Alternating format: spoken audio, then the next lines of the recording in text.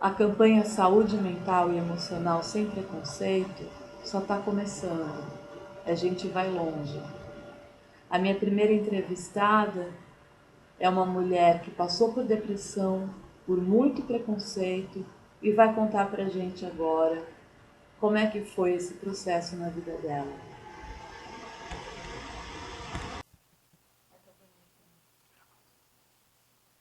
Léo, o que você pensa? Eu, como psicanalista, eu vejo, infelizmente, né, todos os dias, muito preconceito em relação à pessoa que tem algum problema mental e emocional, né? Então são pessoas que são xingadas, criticadas, passam por bullying, né? E é um tema que a gente não aborda muito no Brasil, infelizmente. Como é que você vê essa questão?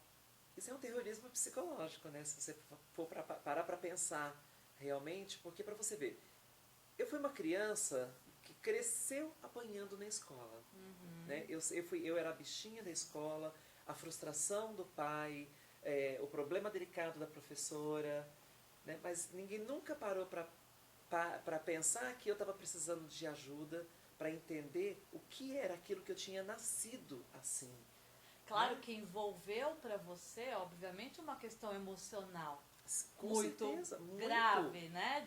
Eu tive muitos problemas para estudar. Você sabe que eu sou uma pessoa hoje, as pessoas percebem que eu tenho bastante coerência, que eu sou uma pessoa razoavelmente culta, bastante inteligente, Uhum, né? Cultura e inteligência são distintas, mas enfim. claro. Mas eu repeti 3 vezes a primeira série. Uhum. E aí, ainda além de todos os preconceitos, ainda fiquei com fama na família de ser a burra da história. Só que ninguém sabia que eu estava sendo extremamente pressionada na escola pelos coleguinhas, pelos amiguinhos, apanhava todos os dias, tinha medo de sair na hora do intervalo porque me batiam, fazia xixi na sala de aula, na roupa. Nossa, nessa fase, você em algum momento passou pela sua cabeça morrer, querer morrer? Eu preferia não ter nascido. Tá. Inclusive, eu passei da minha infância para a adolescência com ódio de ver mulher grávida. Eu tinha ódio. Uhum. Por toda mulher grávida que eu via, eu xingava. Tá.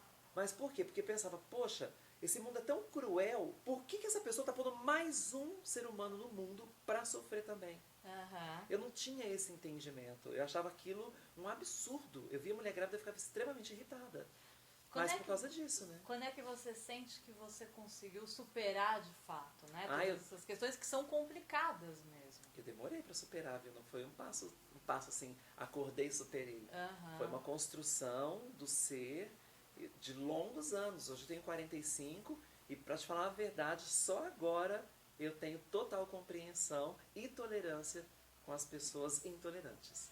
Eu acho muito importante o que você está falando, porque se a gente pegar realmente a questão do transgênero, como envolve essa questão social e de aceitação da sociedade, e como isso pode fazer com que realmente ele se sinta realmente fora, totalmente fora de um contexto social e agredido, né? Sim.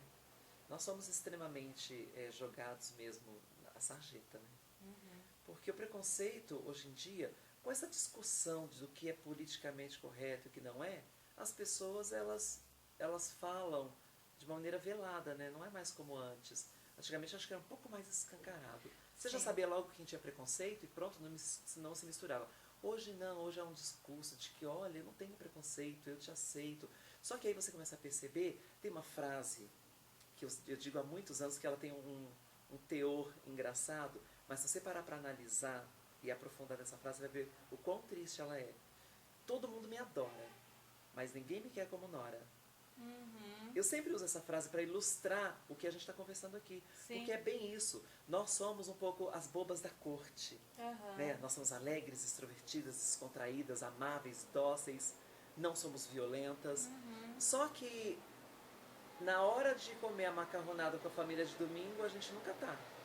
Aham. Entendeu? A gente tá sempre É excluída. como aquela afirmação que eu acho um absurdo total, né? Não, eu aceito o homossexual, não tenho problema nenhum com o homossexual, mas se fosse o meu filho, É. aí a coisa é diferente. Isso é um absurdo, né? Tem uma cena muito marcante na minha vida. Uma vez eu tava numa parada aqui, acho que em 2009, 2008, 2009.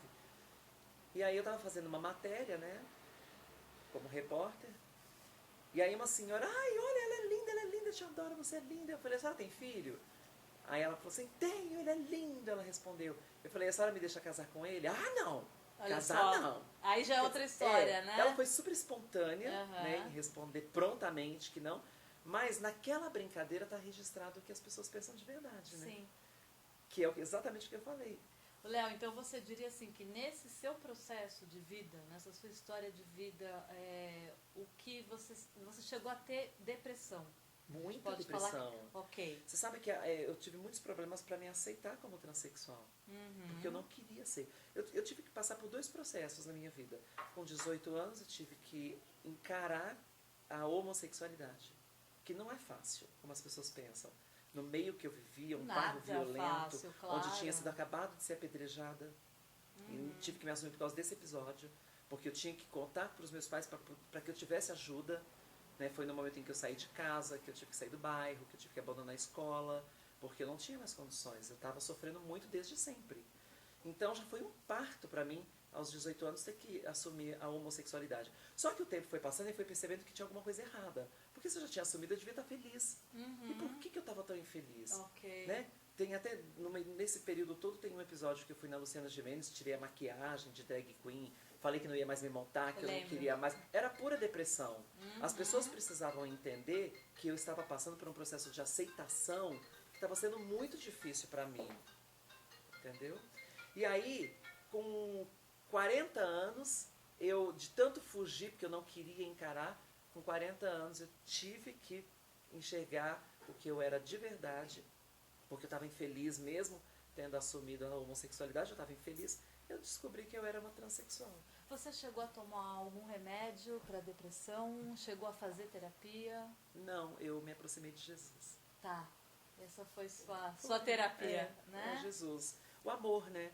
Depois que eu conheci Jesus, não Jesus de religião, não gosto de religião, mas quando eu fui estudar o que era o amor, o que era Jesus, eu descobri que eu poderia amar o meu inimigo. Foi quando eu descobri que eu podia amar o meu inimigo entre aspas, né, que eu não tenho inimigo, mas quando eu descobri que quando Jesus disse, ame o seu próximo, ele estava querendo dizer, ame o seu inimigo, porque amar o amigo é fácil, foi aí que as coisas para mim começaram a se resolver. Bacana. Léo, uma última questão, gostaria que você deixasse uma mensagem.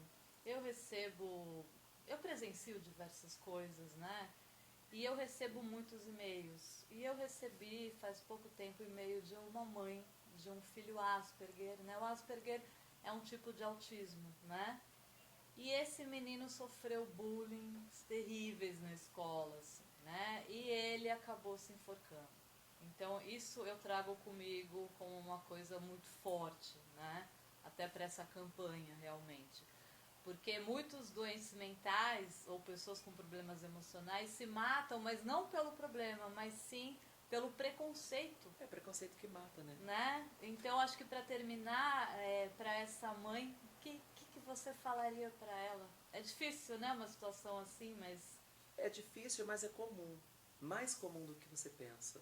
Nós estamos nesse momento, nesse período da história, discutindo em várias conferências exatamente o que tem levado tantas transexuais a cometerem suicídio, né? Por causa desse preconceito, dessa pressão.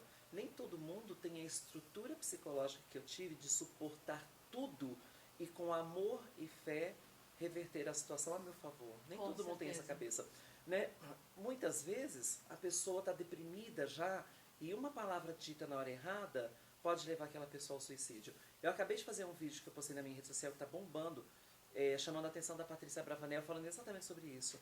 Né? Uma palavra dita na hora errada, às vezes até por uma pessoa que tem ela como ídolo. Claro, né? claro. O que ela disse é um crime, em que sentido? Primeiro porque reforça a intolerância, o preconceito e a violência, porque uma pessoa que já é grossa, grotesca, troglodita, Sim. ela ouve a Patrícia falando aquilo, ela fala, tá vendo, tem razão, esse povo tem que morrer mesmo, porque a Patrícia está falando que eles são anormais, né? Então, ela representa um público muito grande, muito né? grande. Ela tem uma liderança, então é muito perigoso mesmo. Tem que tomar muito cuidado com o que fala, Sim. né? Fora isso, tem essa questão da depressão, que a gente já traz no contexto histórico de cada um de nós, que sofremos esses preconceitos desde criança.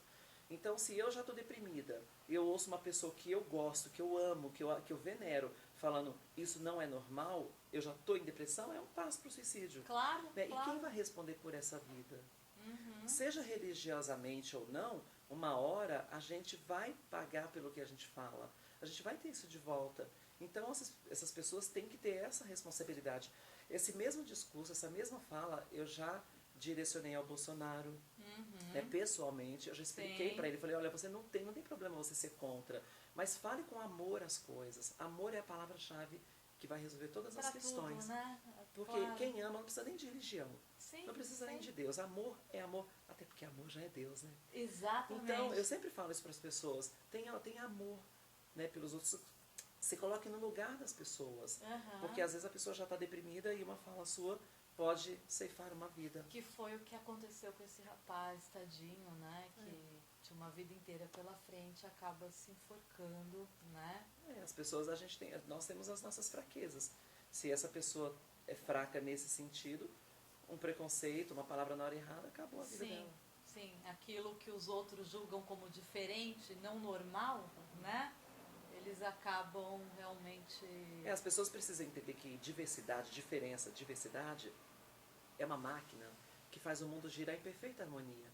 O mundo seria muito chato e seria impossível a convivência se nós fôssemos realmente todos iguais. Exatamente. A grande beleza desse mundo é toda essa diversidade, até para que a gente tenha elemento de discussão, de debater a situação. O que falta nas pessoas é só amor. Léo, quero te agradecer muito porque você como figura pública e passando informação, você que tem um grande público, né, grandes seguidores, realmente eu quero te agradecer por estar me ajudando nessa campanha aí contra a psicofobia, tá? Realmente de coração quero te agradecer porque é uma luta minha e tô com você, tá? E que bom que você tá comigo. Muito obrigada. Eu que te agradeço a você e a todas as pessoas de qualquer área que estão destinadas a tentar trazer uma informação mais esclarecedora para que a sociedade também possa ter acesso a mais informações e começar com... E obrigada, Pretinha, também. Da mamãe. Beijo. Beijo.